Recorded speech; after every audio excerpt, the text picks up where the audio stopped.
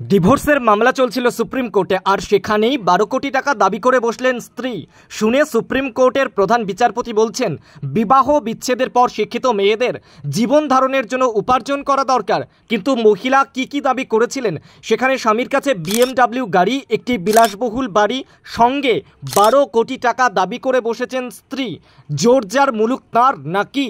এই প্রশ্ন করছেন সমাজের বিশিষ্টরা।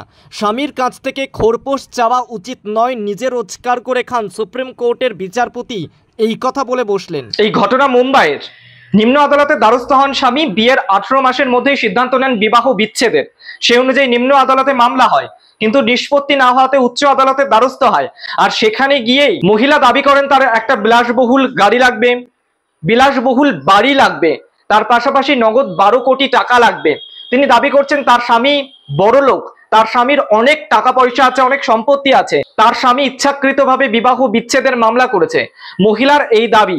আর এদিকে অপরদিকে স্বামী অত্যন্ত ঘামতে থাকছেন যখন এই খোরপোশের দাবি করছে এবং বিরাট অঙ্কের টাকা, বাড়ি এবং গাড়ি দাবি করছে। সে সময় স্বামী ঘামতে থাকছেন। বিচারপতি পুরোটাই নজরে রেখেছেন। বিচারপতি অবশেষে বলতে বাধ্য হন যে আপনি তো উচ্চশিক্ষিতা, আপনি তো MBA পড়েছেন, আপনি একটা ফ্ল্যাট পাবেন শুধুমাত্র, আপনি কি নিজের টাকায় বেঁচে থাকবেন না এই সিদ্ধান্ত নিয়েছেন? আপনি নিজে কিছু ইনকাম করবেন না এই সিদ্ধান্ত নিয়েছে? মুখ পুড়ল ওই মহিলার।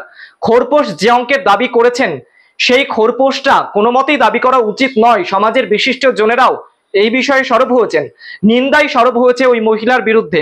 যে বিবাহ বিচ্ছেদের মামলা হলেই কি শেষ পর্যন্ত এত অ্যামাউন্ট দাবি করতে হবে মহিলার তরফ থেকে? নিন্দায় সরব হয়েছে নেট নাগরিকেরাও।